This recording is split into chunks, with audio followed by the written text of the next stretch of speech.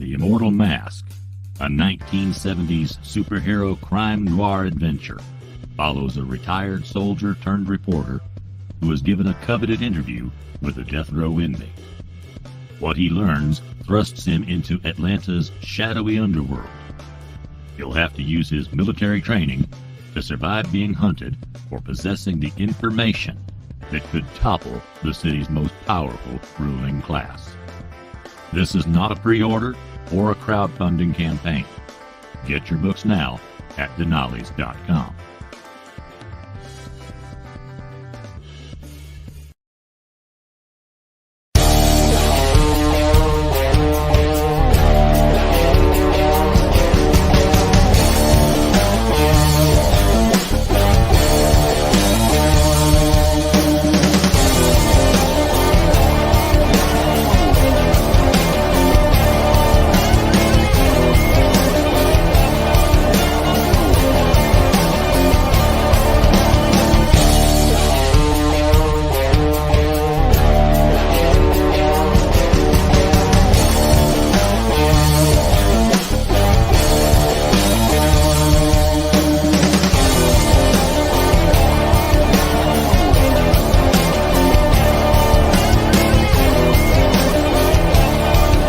Entertainment Group presents the Madness Comic Network with original programming and additional comic-related content.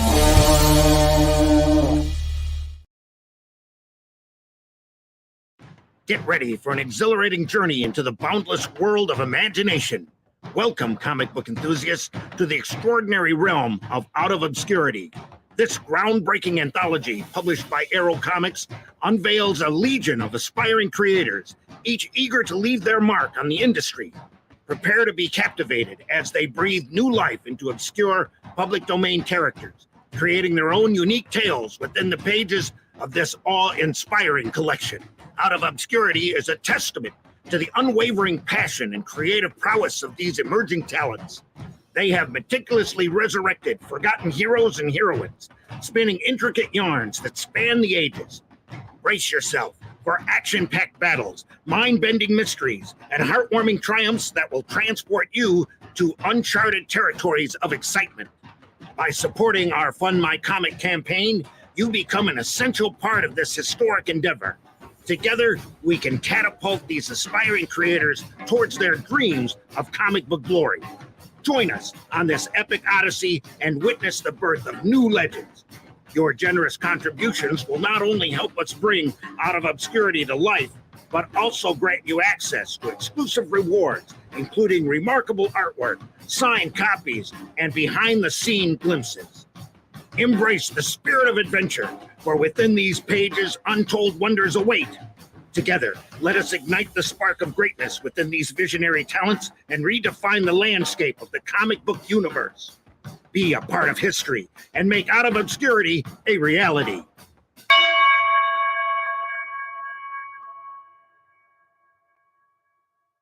Just back it already. 25 seconds to curtain, folks.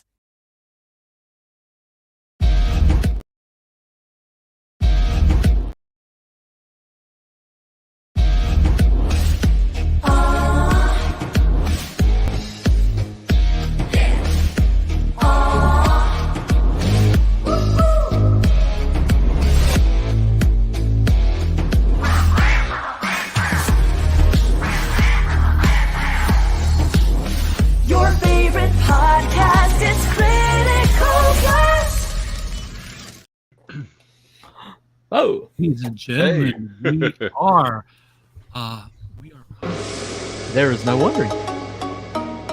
Huzzah! Now we coast. Now we just kick back and like, okay, we did that. Been there. Congratulations, gentlemen. Yes, to all of us. Aaron, T-Bunny, how you guys doing tonight, man? Doing good. Good. Real good now. Have you lost weight, man? Me? Yeah, 25 pounds so far. Good for you. Awesome. And plus the beard. That was a little weight. Yeah, well, that was a half a pound right there. There you go. Head start. No, I tried all kinds of things because I moved to Arkansas 3 years ago. I was 220. I was like, That's too much, really. At what height? 5'9", 5'10". Okay.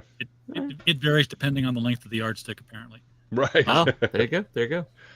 I'm same. I'm 6'3", sometimes 6'4". So, and yeah, I've actually I've been doing my own weight thing because I was up to 250, and like I feel more comfortable around 220. So Yeah, I got to went 256. I'm like, something's wrong. Yeah. Right. Yeah. Yeah. So I'm doing something wrong. And well, I know what it is. I get up, I sit here for 8 hours, and then I log off my work, and then I sit here for another 8 hours. That's what it is. It's the sitting. Right. Yeah. Right. So, I tried different things that didn't work, but about 4 weeks ago, I just, I talked with a friend of mine who had lost 65 pounds and he was on diabetes, and he had to. He wasn't on diabetes; he was diabetic. It's not like you inject diabetes. Sure. And right. He's on it. But he said he just went with the no carbs. He's like, what do you have for breakfast? I'm like, I have bacon and eggs every day for breakfast. He's like, you're halfway there. Eat that for lunch and dinner. Yeah. And it just started falling right off. So I'm like, okay, carbs are where the weight is. Yeah. Wow. Yeah. Too bad I like carbs so much. Damn. They're delicious. I know it. They are. They're I was quite asking his wife, I'm like, what has carbs? She's like, basically anything. Everything. Bread, noodles. Well, geez, that's everything I like. No, pretty much. You like it? It's got carbs. Anyway. Most likely. Potatoes. Yeah, chips. Yeah. At my age, we were weaned on potatoes, man. Oh yeah, it's true. I let myself cheat on the weekends. We got a beautiful little home cooking restaurant just a block and a half from me. And nice. We'll be there this weekend for my Good cheat deal. day. But Rini is going to be in town. Oh wow, cool. And Whoa. one of the places I plan on taking her is to my farmhouse cafe here in Holiday Island, Arkansas. Salute! There you go. You're old enough to remember that. You're old. Home cooking, baby. Home cooking. Good for you. That'll be fun. They're open on the weekends in the morning for breakfast, and they have biscuits and gravy. Yeah, evidently, rural culture is starting to gain some momentum in society right now. I'm trying to get out of town. That's for sure. We're looking really seriously about just outside of town, where it's like maybe a half hour or more to get to work. Because I'm in the Midwest already, so. Wow. It's like 20 minutes to get to work. What's that? What state are you in? I'm in Illinois, but I'm on the Mississippi River, so it's like Iowa, Illinois, Okay. I don't know how well you know St. Illinois, Louis. Iowa, but I'm in the Quad Cities. I lived in St. Louis, Illinois for years and years where I came from to move here. You mean there's some Illinois but outside of Chicago? Really? There is. Southern Illinois begins Quite right a at bit, the lower edge of the county. What's up, Luke? Speaking of Midwest, here. Yeah. Mr. Thomas Indiana. Doc, what's up? Midwest. Yep. Midwest represent. Back in Indiana. Midwest. There's more than corn in Indiana. Now there's me. Yeah, there you go. There you go. Thinking And about Amish. going to the And Indiana Amish. Dunes with my family. I don't know, maybe like Labor Day weekend, so should be fun. The dunes are fun. I haven't been there, and my woman has great memories of it. She's like, "Oh, we got to take the family." So, like, she went once as a kid, kind of thing. So, like, let's do it. It's You're about a Spend the day woman. at the lake. Oh my! It's about What's all that? there is. It's fun here. That's a possessive right there. My woman. I love the country that I'm in here. Wow. So, There you I go. mean, it's 30 minutes to get to Walmart, sure, but Yeah. I just love the countryside. It's like Mhm. I live in a deer preserve. They're Ah. all over the place every single day. That's so When I was nice. growing up, it was That's like, nice. oh my god, I think that was a deer, and you'd go another 6 years without seeing one. Well, And I was like, RJ, just write a song that resonates with the heart of America, and you could have a #1 iTunes. There we go. There you go. But like, we want chickens, all I gotta do? maybe a goat. I don't know, but at least chickens. Shout out and to room Oliver get Anthony, it. by the way. yeah, get you some chickens, and then the free range eggs are free. Yeah, it's like what, an egg a day or something? That's perfect. Yeah. There you go. Get like 5 of them, 6 of them. I don't know. Get a couple of hens. You got to have a couple of hens because every once in a while one of them's going to get it into their head that no, you're not taking this set. I'm sitting on them. That's okay. There you go. Then we get more chickens. Hey, Right. Luke, Well, I was telling you, we're funded. We made it. It's going to happen. Yeah, congrats. We did it. there you go. We did it. Well, Jared kind of did it. Yeah, Jared did it. It's true. Man's on fire. I mean, I don't even think I helped really with the last one. Yeah. Well, it's what it is, man. It is what it is. You kind of been busy. Yeah. So I mean, I tried. Yeah, I didn't. But Jared just outsold all of us. Yeah, I didn't specifically set out to sell it. You know, I was on a few shows, and I would definitely talk about it and try to bring it up and all that stuff. But otherwise, I wasn't. I think we're well more than funded than we were when we started the show now. yeah. There we go. Yeah, we are. There you go. So Randy better get to hopping. He's a little behind. Yeah, he'll get it. So what's the process now for us, for the book anyways? Where do we go from here? Simple. Now it's, we'll start getting the last of the pages going. I have a lot of lettering to do for us, which, I mean, will take all of about an afternoon to letter. I want to see those final colors too on the bar. Yeah, I'm working on those. I had to learn a new style. I didn't like what I was doing. So I've taken some time to educate myself so I can get something that looks really good. What show were we on? Were we on a show, or were we just in a DM group talking about crap when we came up with Out of Obscurity, taking all these public domain? Just in a DM. Yeah, it was a DM group. I actually came up with the name. That was my contribution. Yep. Yeah, you did. So.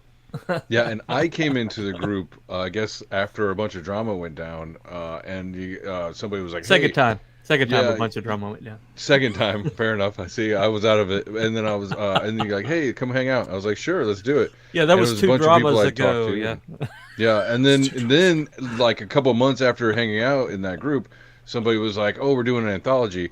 I was like, "What?" And then I was like, "Can I get in on this?" Well, you got a week to do it. I was like, "Oh, okay, well," and I submitted something, and then slowly grew into Out of Obscurity, which is great. I've ordered mine, so. Are they 03 as we like to call it? 03, baby. Cubed. Oh, 3. I don't know. Was this how many first time writers do we have in this thing? Well, I'd say first time published writers probably. I know.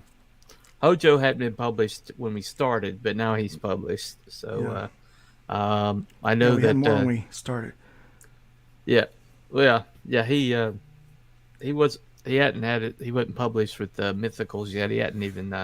Well, originally this was supposed to come out. Remember, this was supposed to come out at the beginning of the year before Luke got busy with Fund My Comic. Yeah, and that got kind of kicked in the ass to say, "Hey, we need this right now." So, Fund My Comic got put on the front burner, which everybody was cool with, and it was like, all right, and he pushed into that, and we were like, all right, let's let this grow naturally, and let's launch it when it's ready. So, I'm glad that we waited. I think it was for the better. Yeah, I think there was a lot of saturation at the time. I think it would have been lost in the shuffle. A little bit, yeah. I think it would have been, yeah.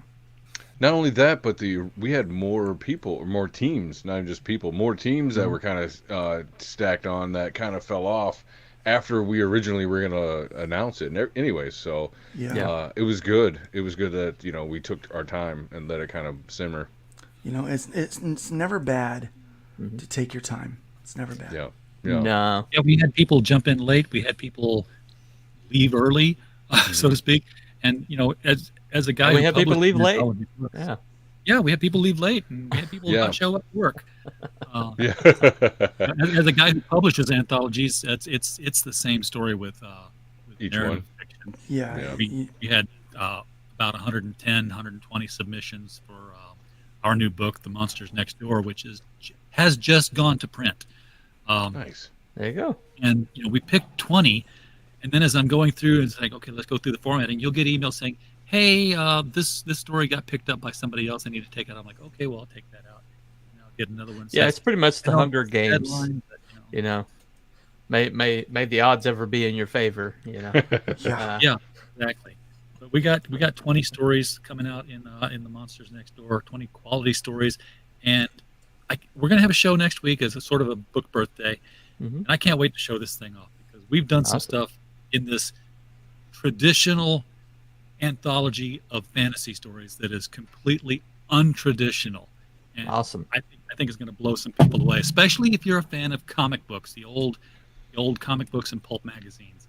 Well, and there's so many different people, or I said teams. I keep saying people. There's so many different teams associated with all of this. What is it, like 14 different writers or artists in some degree? It's I don't know how many it is. Yeah, but we've it's got great. it's a great collection of talent.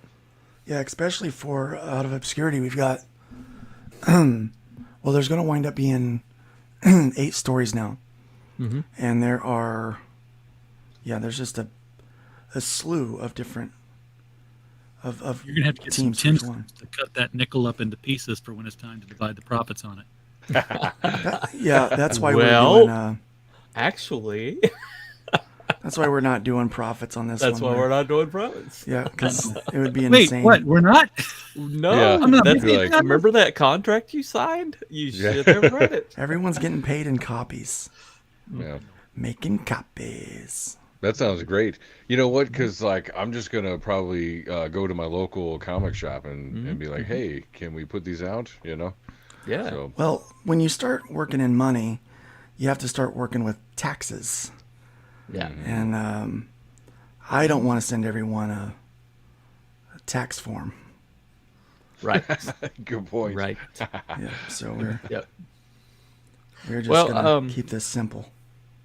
Well, the thing about this, though, I was thinking about this the other day, is every one of the characters that we used when they were active and they were not in public domain, when they were actually actively being published, anthologies were a thing. This is an old art form. So around about the time these guys were being published, anthologies were actually the norm to break into the industry. And, Right. And so in a way, we're also raising an art form out of obscurity, a genre, as well as the characters, as well as the writers and that's artist teams. So. Well, the story that I based mine off of, I think it was called The Castle originally, but that story was printed twice, if I remember. Once originally in the 40s, and then again in like the 70s or 80s or something like that. And they, if I remember right, they were in anthologies, or it was in anthologies both times. So yeah, definitely, it's perfect that if I'm going to rewrite it for the third time, it's in an anthology Makes it again. into an anthology. Right. Yeah. Right. Yeah, I know for the Super Guy was actually only in one story in Charlton Comics, and when Marvel went and bought the Charlton Comics back catalog, they bought the issue that he was in, but then they didn't pick him up as a character because he was too close to Superman, and so this is actually that character's first solo book. Marvel bought Charlton. Charlton Comics. Yeah, DC bought Charlton. Yes, DC. because they wanted Sorry, to it's keep, DC. because they wanted to keep Super Guy off the Oh, books. shit. My fault. Exactly. Come on, RJ, don't take his nerd card. I got confused because I'm like, I remember when they bought It's Charlton DC. largely It's to do DC. Watchmen.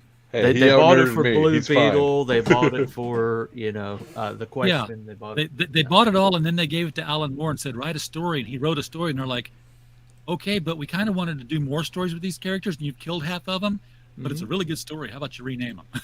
Yeah. Yeah. Thus the Rorschach was born. So there you go. Always amuses me that he thought that was the most despicable character in his book, and it won the greatest comic book character 3 years running with CBG. It broke him. It broke him. He's Good. really despondent because he finally kind of understood that maybe I am not the mainstream like I thought I was. Gee, go figure. The occultist is full of ego. That's what happens when you're a cultist. It's like a I mean, prerequisite. and I love his writing. Don't get me wrong, and I respect everything he's done. But yeah, I mean, he's just kind of full of himself. He's pretty. Oh yeah. Does he still write the same way? Because I feel like there was a time in my life where that style of writing appealed to me, and I don't know whether the style changed or I just grew out of it, because I'm like, I want to fall asleep when I think about writing something new reading something new from Neil Gaiman. What was somebody? And I used to read everything for me. Well, somebody had a on X, the X, formerly the artist formerly known as Twitter. They said what's a comic that you like or that you hate that everybody else likes? And I said Watchmen, and I had so many people butthurt about it, and I was like, think about it.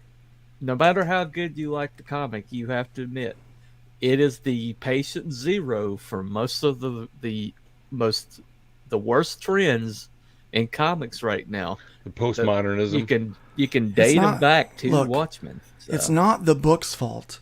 It's everybody else's fault. Yes, it's for people took the wrong lessons from that book, and they ruined the industry with them. So. Watchmen was one half of the virus that attached itself to Dark Knight Returns, and you're right, Luke. It's everyone else's fault. It's the publishers who said, "This sold a bajillion. Let's make everything else this." Yeah, and the writers. Let's not forget that even though it's a postmodernist tale, right, deconstructionist kind of tale, the hero of Watchmen was the right-wing nut job. Yeah. Who won out in the end. Ultimately, yeah. And don't forget, also, the constructionism is actually really easy, or deconstructionism is really easy to do. It's probably the easiest writing that you can do. It's taking something and tearing it down to kind of the most ugly thing that you can. And it's really easy. So it was well done. The book was well done. But, I mean, it wasn't.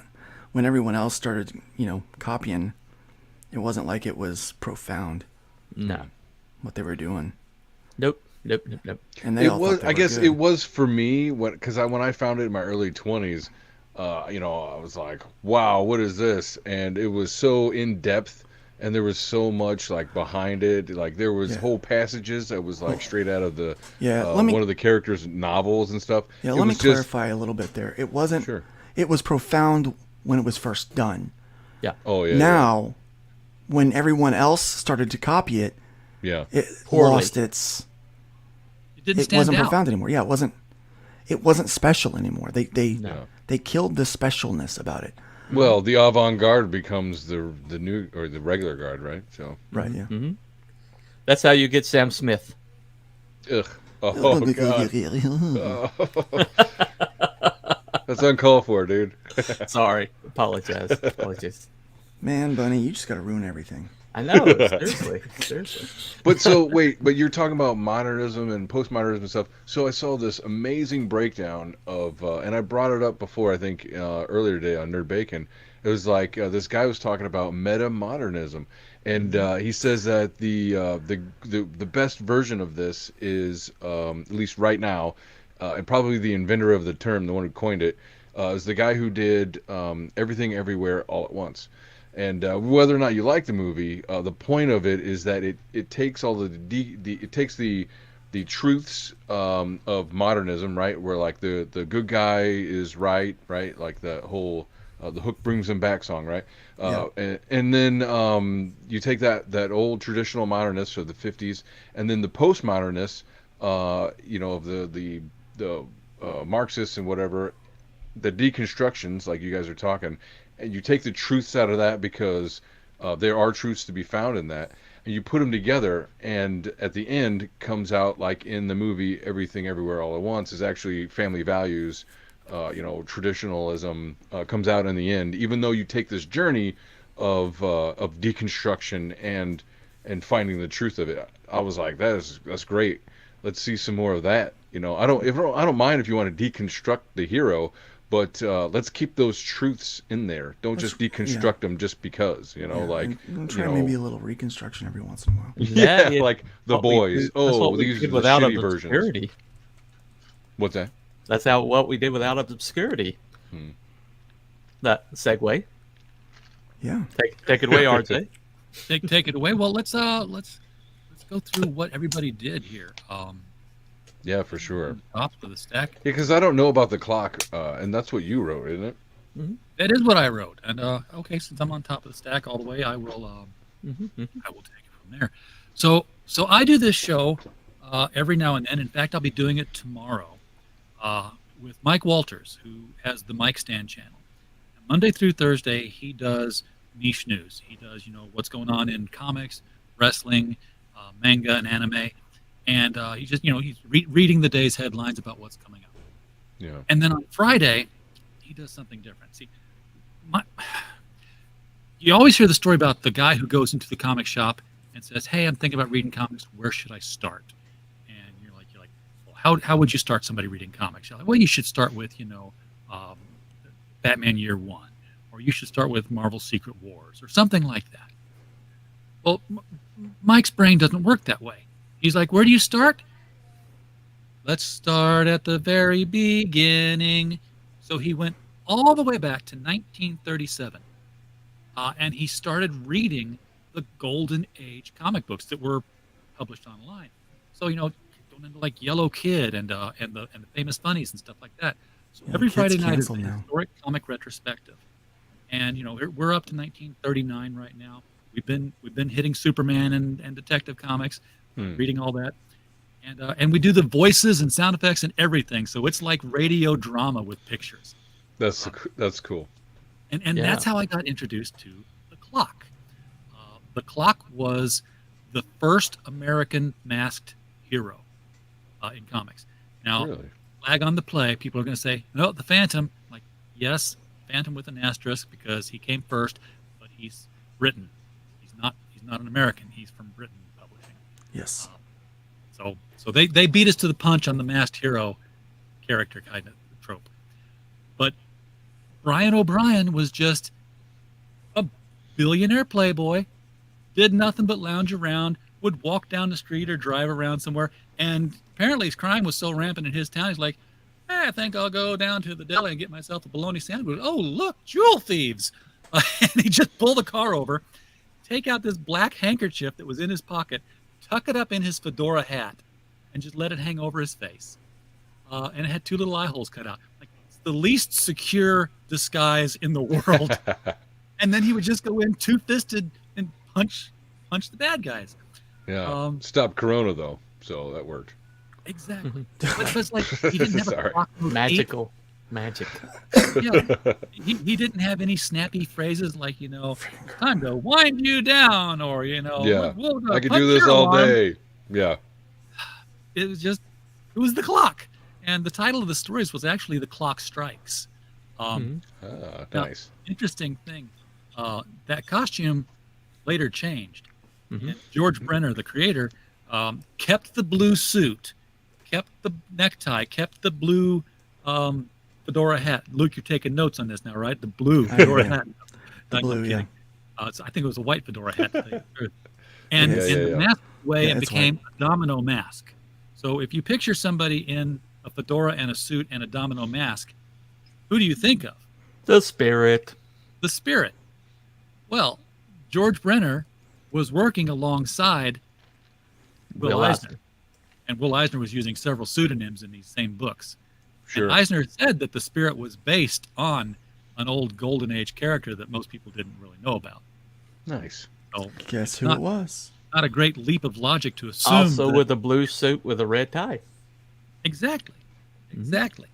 So it wasn't a dead cop. It was just a bored billionaire.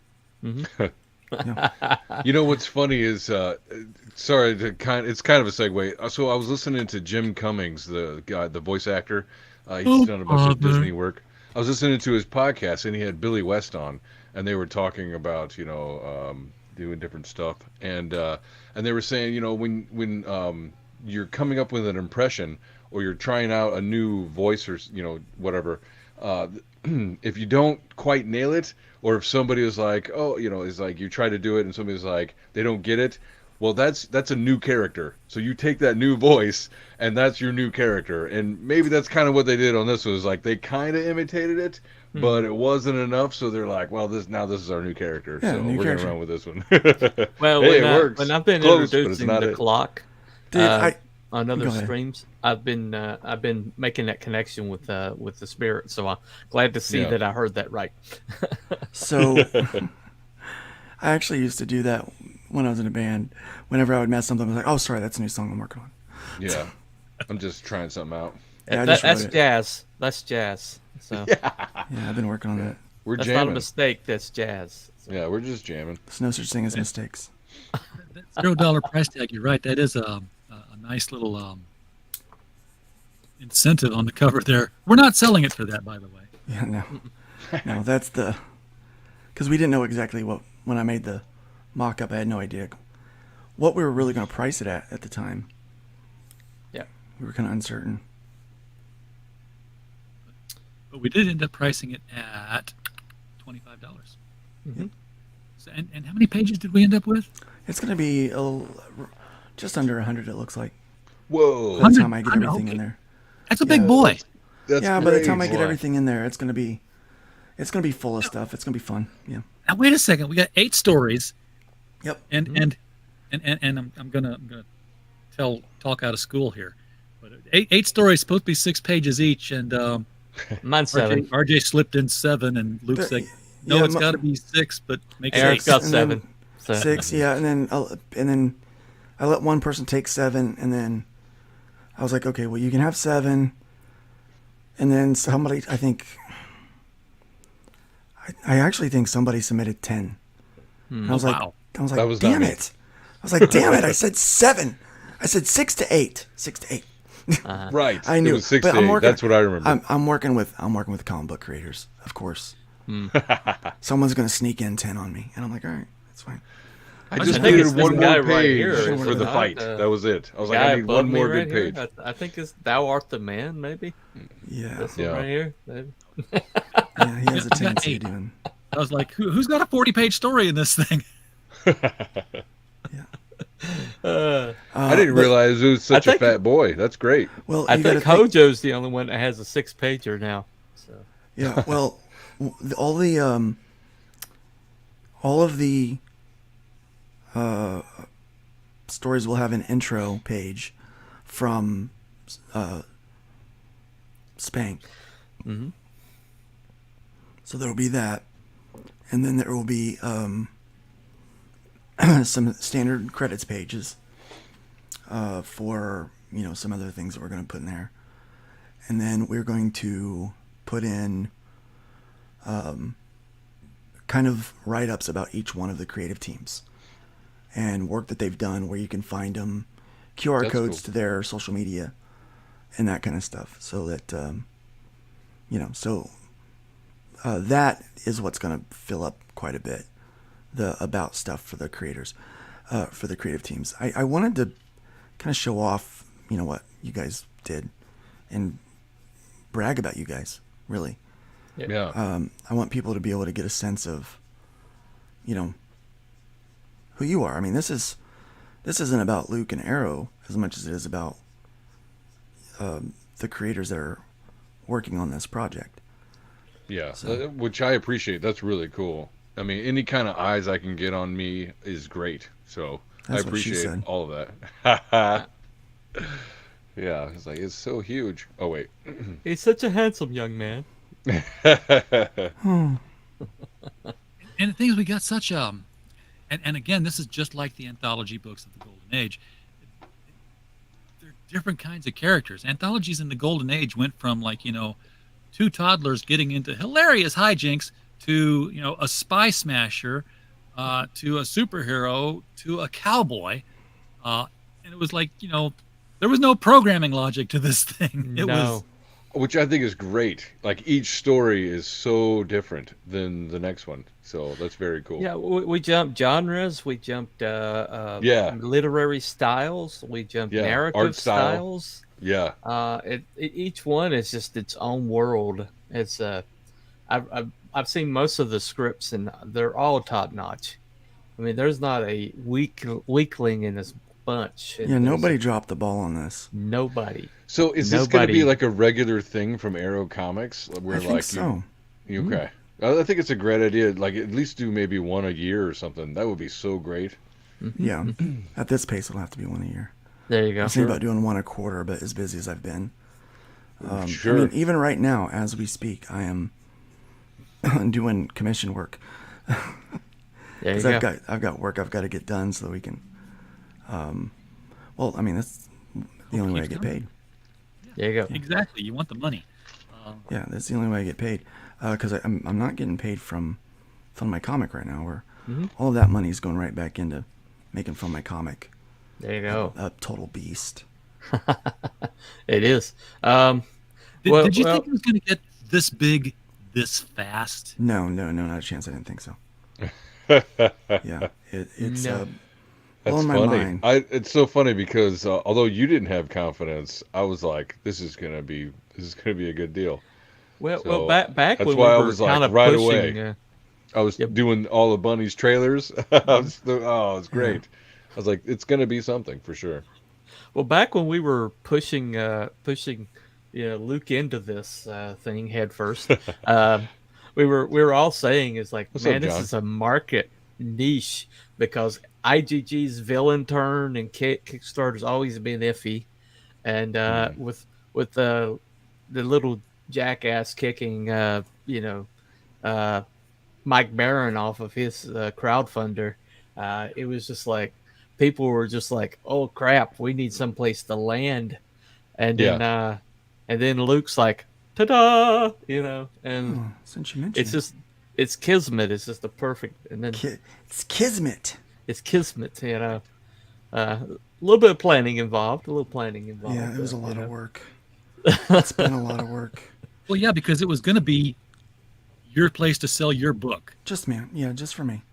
Just like, several other people, like Stuntman Comics is doing with Mandy. I wasn't going to share. Yeah. Yeah.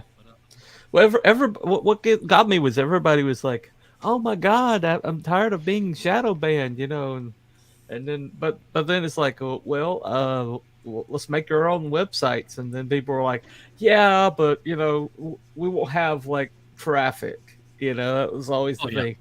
Well, if you create your own website, there won't be traffic. And it's like, and Fun My Comic was like, well, if you bring your stuff over to FMC, it will have traffic. Duh. Well, see, the best argument I heard against that, and I found it played out after I ran an IGG campaign, was Chris Fisk of Infinitail was like, I tracked my analytics, and most of my sales actually came from being on YouTube. Most of them were just, somebody would share the link in the chat and follow it through and buy.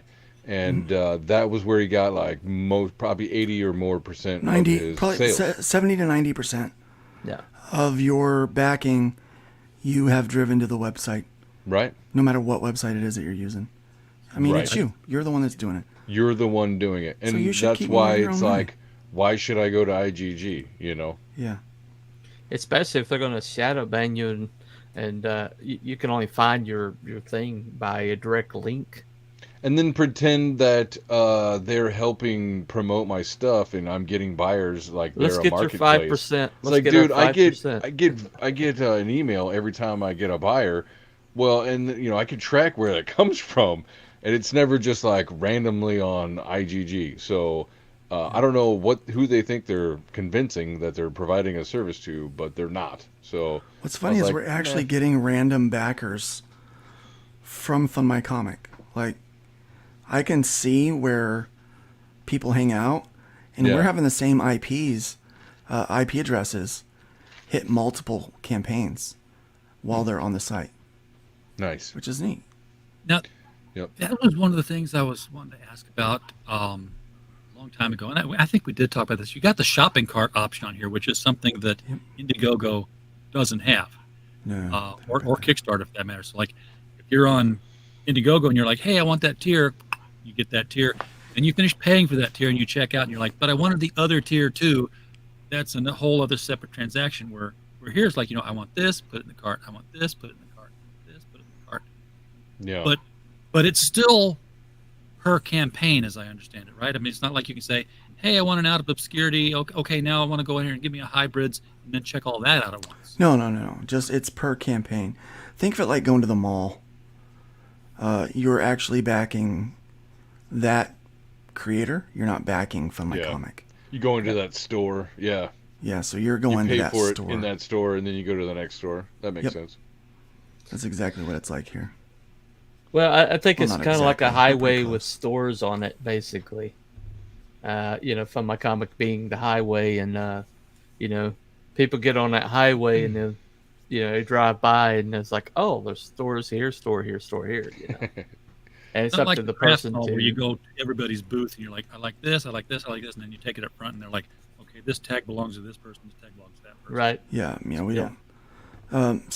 You're really going into each person's store and backing them from there. Mm-hmm. That's also why I moved the name of Continuous to a storefront.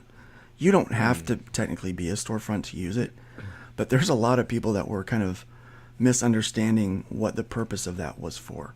Yeah. So it's like, we're really using this for kind of pre-order. This is stuff that, is either near done or you've already funded and gotten most of the money you need for it. Yeah. So, and a lot of new people aren't getting that. So by calling it a storefront, we've had fewer issues with people choosing that funding mode when it's not quite the right one for them. So. That was attractive to me. Sorry, go ahead. Let's talk about these stories a little bit. Yeah. I'm looking at your story here, and the first thing that jumps out at me is that your art's by Mark Oliver. Did we just find him simultaneously, or? No, my guy flaked out, and you were kind of like, well, my guy's good. He's available. Oh, I remember that. Yeah. And I contacted Mark, and he had the first page like in less than a week. There we go. So, but I had already I showed him the other guy had pencils already, and I showed them to Mark, and I was like, I really like this guy's style. Could you get an approximation here? I don't want you to copy it, but could you get an approximation? And so that whole slanted panel, kind of rough edge thing is kind of came from that guy who disappeared, just stopped posting everywhere, just boom, gone. Jeez. And so a lot of these first couple pages were from that guy, basically. But Mark did his own version of it. He just used kind of like that for layout ideas.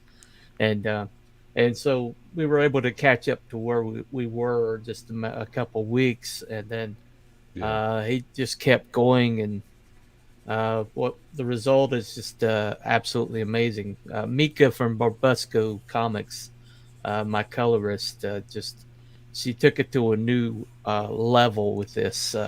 The color palette she used, it's got this eeriness to it, this kind of ghostliness to it. It looks called cool. Ghost Story. I like that bluish green tint. That's good. I like it. Yeah.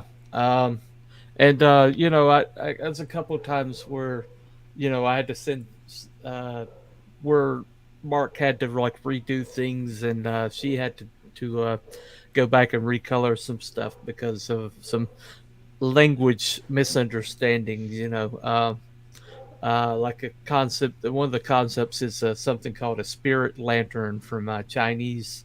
It's an early form of projector, and that was used by the original. This particular ghostwriter used it to kind of like project it, like a ghostly image of himself. Oh, I see. Right. Because your story is kind of like if Scooby-Doo. Right. It's like an inversion of Scooby-Doo, right? Yeah, it's an inversion of Scooby-Doo in a way. So that projector was like some of the Chinese, unfortunate the Chinese dynamite guys were probably using. Well, sure. Sing Sing, his assistant, who pretty much was the assistant of that ghostwriter. Nice. He had a lot of these ideas.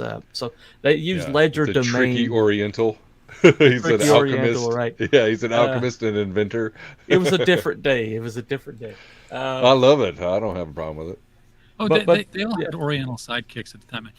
One of the funniest things that stands out to me about that whole trope is with the Green Hornet, because it was on the radio program where Kano. His valet Kato. Good job, Kato. On December 7th, on December 7th, the day that lives in infamy, we got bombed by the Japanese, and on December 8th, Kato became Filipino. Was that right? They went out of their way in the scripts to say his faithful Filipino valet Kato. Sure. Yeah. Well, they didn't want to interfere with the anti-Jap kind of propaganda at the time, right? Where they were considered sneaky. I remember growing up in the '80s watching the Japanese wrestler. Was it the Ricky the Dragon Steamboat, right? And even then there was like this kind of. He was Hawaiian. But he's what's that? He's pretending to be Japanese. Yeah, I'm sorry, I didn't mean to bring up wrestling. I know you guys know way more than I do. But I remember, as a kid, he was supposed to be like a Japanese guy and all this other stuff. And that was like the whole stereotype is like, well, the Japanese are sneaky, or they could be sneaky. And at that time, a lot of the 80s kind of influence of, the Japanese radios and the cars and gung ho and stuff like that was a thing. So there you go. Sorry. Well, the truth is, what's up, Shadowhawk? Some Japanese people are sneaky. Yeah. Not all of them. Yeah, everybody's every kind of person. Everybody's got some sneakies. Yeah, exactly. But I was just saying because of Pearl Harbor, they got that stereotype. Oh that yeah, propaganda tagged onto them. Well, that was a lot of fun, wasn't it? Well, with this particular story, though, the Comics Code Authority wouldn't let anybody do anything with supernatural elements, and so one of the things that made when they took it to Marvel and they took this idea, the name, and the idea to Marvel, and they left this character behind. One of the things that they left behind was the fact that this guy wasn't supernatural, and so. So my idea was, what happens if you take the supernatural and put it back into that comic? And that's why I came up with the ghost story idea. And so I'm really excited for people. Elements lasted just long enough for EC Comics to go under, and then they didn't bother rewriting it. But by golly, they put out ghost stories and everything. Oh yeah. Well, it was basically designed to destroy EC Comics. Yeah. Because EC Comics was like ruling the world at that time. They were ruling comics at that time. And then overnight, the Comics Code Authority just murdered them, massacred it. So. I hated the comics. They could still print everything they wanted. They just wouldn't get carried by any newsstand because they couldn't get that stamp. Who was giving them money? Did it happen to be Marvel and DC? No, I don't know. Well, they weren't big enough at that time. That's what launched them into becoming bigger. Because EC was taken down. Yeah. Yeah. It created that market vacuum, and suddenly these other comic book companies started like buying up all these comic book companies that were going under because of the Comics Code Authority, and they played the game when nobody else did, and suddenly we have the big two. Right. And I talked with Richard Silverclight way back in the day, and he pretty much says, and probably quite correctly, that the Comics Code Authority saved the comics industry. The fact of the idea of self-policing. Now, the fact that the self-policing people said, hey, who's our biggest competition? Can we self-police them right out of the thing? That's a different story. But well, they saved comics during the Satanic Panic. Yeah. Kind of like, you can keep comic books in your kids' hands. We'll make sure that's safe. And so, the loss of that sticker and the adult market, or rather the adult storytelling market, is why we don't have a distribution network outside of the direct sales industry. When direct sales first became a thing, we had both. You'll find comics with a barcode that were in drugstores, and blank square that were in comic shops. And what happened was Alice Walton of the Walmart Waltons. Her grandson got a copy of a comic book in a Walmart, and it was an issue of Spawn, and it was the child abuse issue. And that book went before the board, and like, what are we selling to kids straight out of the comic books here? This, and Walmart's like, well, you know what? We can't take the time to look at every single book and see if it qualifies, so we're just not going to sell them. And as goes Walmart, so goes the world. So the whole, non-direct sales market, the whole newsstand market just collapsed. Yep. And Diamond was only happy to pick up the pieces and assure everybody that they were going to be the distribution network going forward. So, do I really look like I've lost weight? Because I still look the same to me. It's the beard, losing the beard, really. Yeah.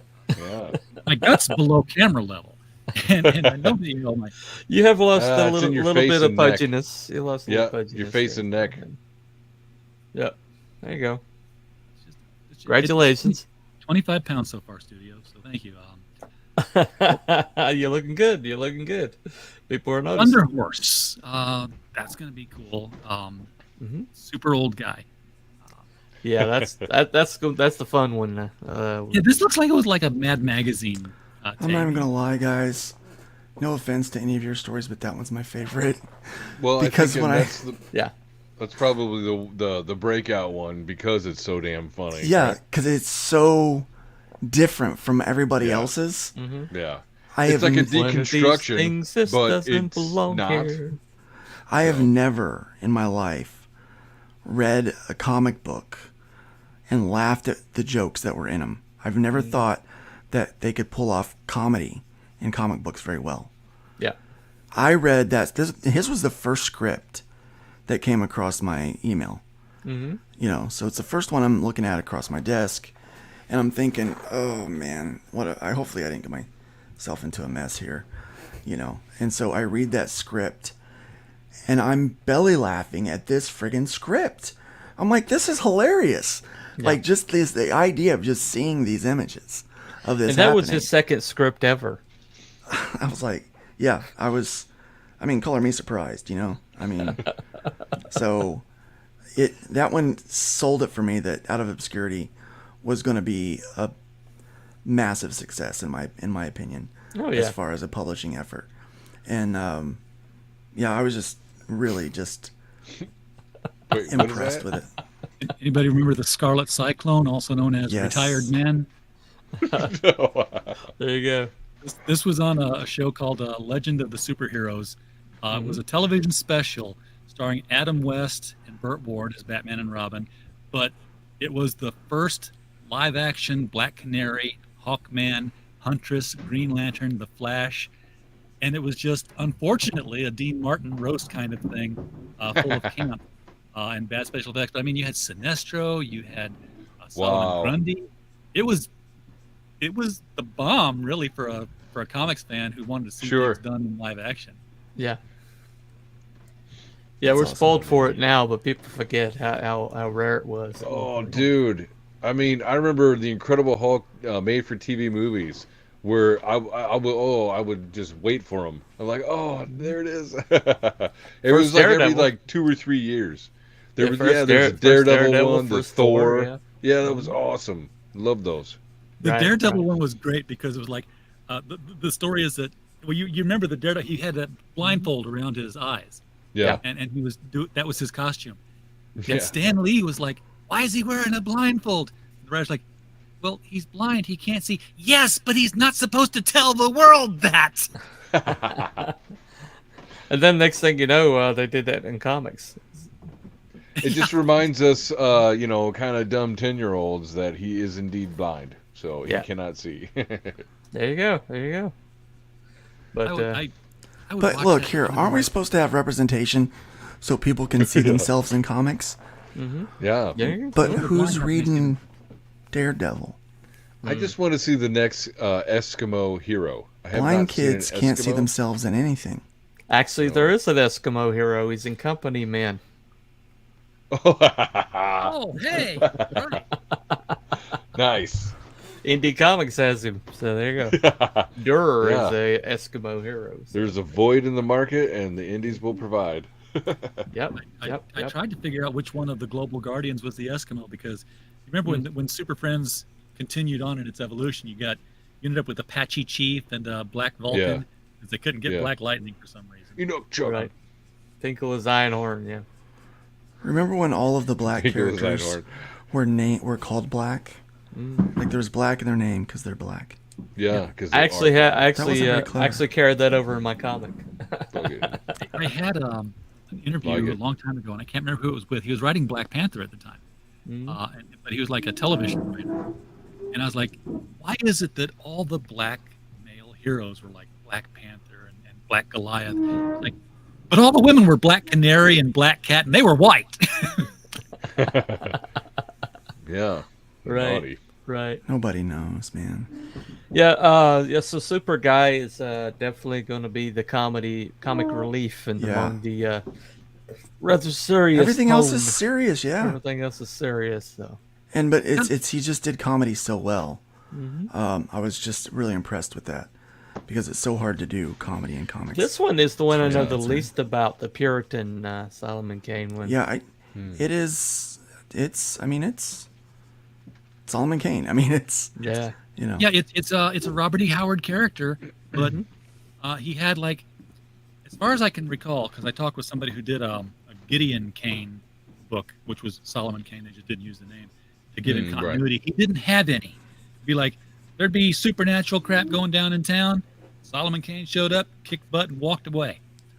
And it's like, where does he come from? Where does he go? Nobody knows. Well, the thing about it is that when you read the synopsis of this one, I'm like, how did he fit all that into like 6 pages? So I'm thinking this one's longer than 6 pages. So. Well, I said somebody sent me one longer than they were supposed to. Ah, right. You would need that for something like Solomon Kane. Yeah. It's probably true, yeah. But, I mean, it's good, so we leave it. I'm like, all right. Then you got this one right here, this beauty. Tell me about this, because I don't know anything about this one. What's that? I have no idea where this came from. Oh, I'm sorry. The Tower, Time Forgot. So this one is actually, it's based on an old, it was just a one shot in an anthology called The Castle. And it's about these two, I think it's from the 40s, right? So like the guy is all like an engineer type. He's like, oh, let's go check it out, honey. And he's trying to impress this girl, and they go fly out to this castle where this engineer from like 400 years ago, built something cool, and he wanted to go investigate it. Well, I did that similar in mine, only it's 400 years in the future, and there's like a bio nanotech virus that has infected the world, and unfortunately the girl. And so this guy's like, I'm gonna go back to the inventor of one of these main inventors of this transhumanist stuff and try to find a cure or something, some kind of answers to all this. And that's kind of where we pick up the story. There at the top, instead of a castle, it's a tower, a tech tower in San Francisco. And I did it in black and white to kind of give it like the horror movie feel of the old Universal movies, Yeah, Jose Garcia's doing the art, so it's going to have sort of a... Yeah, which is super cool because, he does fantasy normally for me, and he's done like Tiger Blue, which I think is all... it's all fulfilling right now. He did Crimson Rin, which is fantasy as well. But this is like the techno dystopian sci-fi future stuff. And I think it's just great. He referenced, I wish I could find it, in the DMs when we were talking about it, he referenced an artist that he was like, man, I'd love to kind of pull influence from him. And he must have, because, that whole look that you see on that front page is throughout the whole book, or the whole story. So it's super cool. It's really neat. I can't wait to read all these stories. Of course, there's the clock we talked about at the top. And, again, Mark Oliver, I showed him several panels of the characters from the Golden Age books, and I said, stick with the style. So that's why it's a very, it's much simpler kind of drawing, because it's supposed to look like a Golden Age story. Yeah. Yeah. There's I Spank love the the monkey. Spank. I love the Spank the monkey. The So, not very little thing here local, we had probably, I don't know, 15 years ago. There was a radio show, and they had a monkey. He was a sock puppet monkey named Spanks the monkey. You know, he's like this little personality who'd come in, and he's real raunchy and everything. And it just reminds me so much of him. It's terrific. It might be Spank based is on above him. him. I don't know. It's fun having a little mascot. Yeah. Well, yeah, I wonder if they got that from Randy because he Came did up with it originally? Spanx. Yeah, it's It may be. I he don't published remember. him on Arrow Comics, and he was Wizard Magazine said that Arrow Comics, like something about had balls or something like that, because their cover was they had Spanx and his partner nestled between two giant boobs. Yep. Spank and his brother Shock the monkey. Nice. I can't remember what his name is. It's very possible that they took it from there for sure. Very possible, yeah. Entirely possible. Yeah, Randy's been around a while, so For a minute. he's Did you been call him around. old? Come on. Yes, that's what he did. He just called Randy old. No, he is might chronologically be old, but that man's brain will never be old. So. Yeah, he's I love having him on talking about comics. And his show on Sunday mornings, Sunday Funnies. That's Don't Miss TV. Who did Yeah. the cover? I did the layout pencil, Yeah. like a loose pencil, and Odin did the finishing, the Gotcha. finishes. Okay. And Gotcha. so basically he tightened it up and That's supposed to be anybody's glove in particular, or oh, that's super old guy. That's 1000% super old guy. The star of the book, you know. Right, but I thought like, how funny would it be, you know? Because you think, I mean, that's so creepy, right? Like I made the glove muddy, and you know, Yeah, it's a he's like very a zombie or very something. gritty Yeah. cover. And then when you read Super Old Guy, you're gonna be like, dear God, that's weird. Yeah. It's just goofy. It's just goofy. And Well, fun, and I think Jared says it's like a One Punch Man meets Mr. Magoo. yeah. So you got this guy. He's kind of like wandering through his life. He's wearing tights, and he's complete. You know, he's old. He's, you know. Well, it's a terrific spin on the satire, Superman satire, right? Yeah. Because we've seen was it Homelander and you know all these negative versions of the Superman trope, but it's like, well, how about an old guy? You know, Right. It's terrific. there was a book that Gail Simone did back when Gail Simone wrote comics. I can't remember what the name it was. Welcome to Tranquility or something like that. But it was like a retirement town for superheroes as they got old. What does that look like?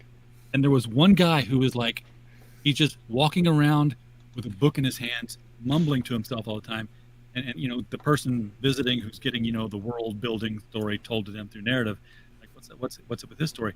It's like, oh, you know, that's Joe. Joe was, you know, this particular superhero back, you know, decades ago. And Joe would, you know, basically become this powerful superhero by reciting his magic word, and he's forgotten it. So he collects dictionaries, and he just reads the dictionary one word at a time out loud, hoping he'll stumble across the magic word to turn him back into the superhero. That's Well, funny. that's a great idea. So I hope someday they get an actual comic book writer to do it. Guys, I gotta pop off. Thanks for having me. See you, Luke. Guys, back for coming out on, of man. obscurity. Yep. We gotta get Guys, to those guys, stretch we got goals. stretch goals. We got Yeah, for sure. Stretches, man. people have volunteered commissions to help Yep. support this project. Kevin McDougall commissions. There's 3 of them. Yep.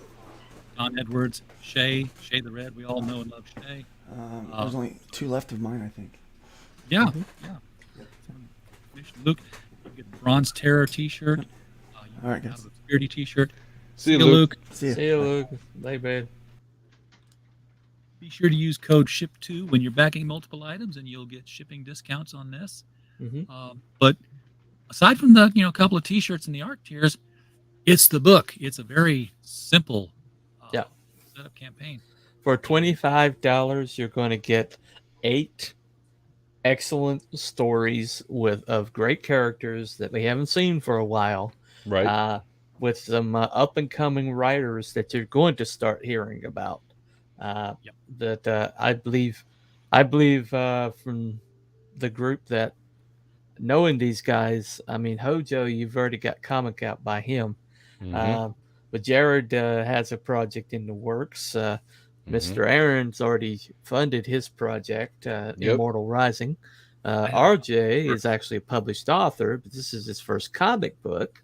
And you know what? I would rather write another 100,000-page novel than a 6-page story again. Yeah, that was the hardest thing I've ever had to sit down and figure out. It's like running kerosene in a gasoline engine. It is its own art form. That's for sure. It is entirely really different. Guys, we went up another $10 on the thing here. I just refreshed it. Oh, wow. Somebody. But we don't have a bird to flip. Oh. Well, what we have is this. But that trick never worked. This time for sure. That's not what we have. It's shake and bake, and I help.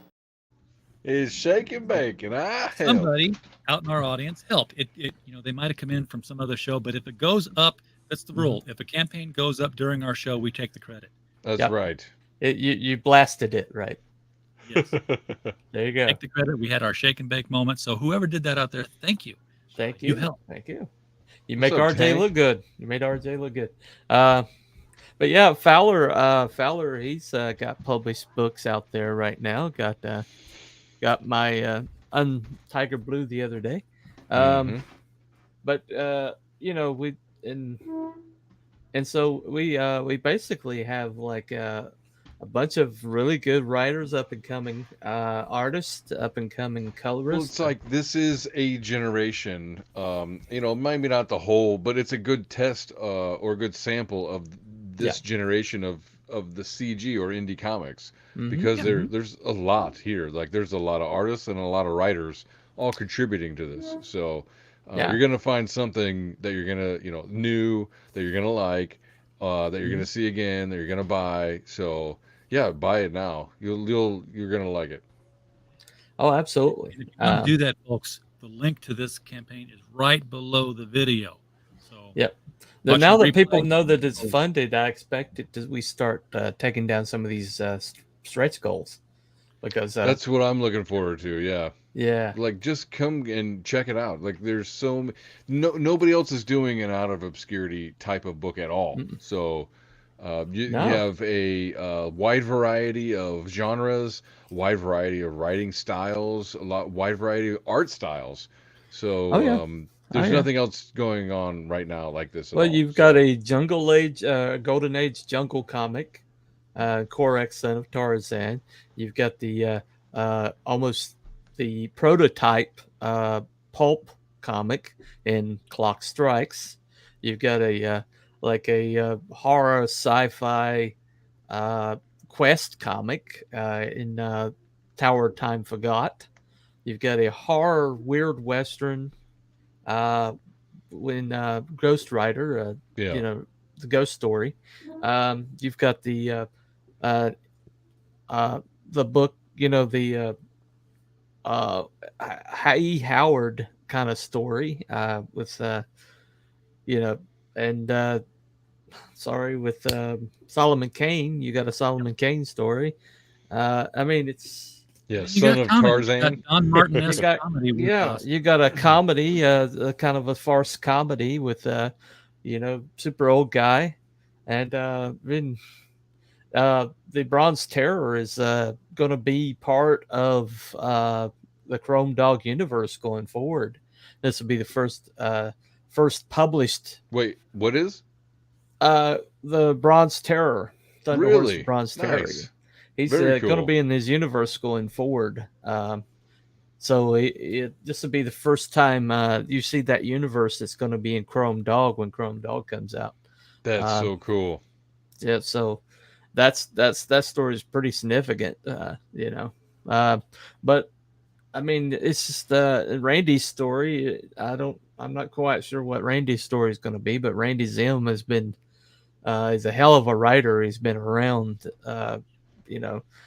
quite a while. So I think he started in the 80s, and so you're not going to get a slouch story from him. Certainly not. And he's, his character Spanx is the host of this whole thing. So, great mascot. yeah, it's this is not a losing proposition here. This is a diamond in the rough. This is quality. I mean, bang for your buck. A place where you discover your new favorite writers, your new favorite characters, and Coco Shoe says, "I write good." Every priest he's put in office has stayed there. There you go. There you go. See what I did? Well, all right, guys, let's wrap this up here. And I appreciate y'all popping in. I know it was a sort of a, hey, I'm doing a stream. Y'all can jump in if you want kind of thing. Right. Yeah, I appreciate it. No problem. Thanks for having us. Good seeing y'all. Everybody in the chat, thank you guys for being here. Do appreciate you. We don't have a show without you guys. Wait, and if John is still in the chat, give us a chance with this book on your show, please, sir. That would be excellent. There's so many new artists and writers out there right now. Like I was saying, this new generation. Let's see if some new fans can be found. Give this book a chance on a bigger platform than just one of our smaller shows. Would be phenomenal. Would be phenomenal. One thing I wish the professionals would get involved, because they've been talking about these compilation for a long time. This is what they've been talking about. I mean, they've already put a compilation out in Two-Fisted Manly Tales. Graham Nolan did. I remember that. Yeah. So I mean, it's like, here's another one. This is right down the alley of what professionals have been talking about. I wish that they would push it, but they only push their own projects. So, it is what it is. Yep. All right. We're going to have to get up in them DMs. Yeah, do that. I know. Do that. All right, guys. We'll see y'all later. Everybody in the chat.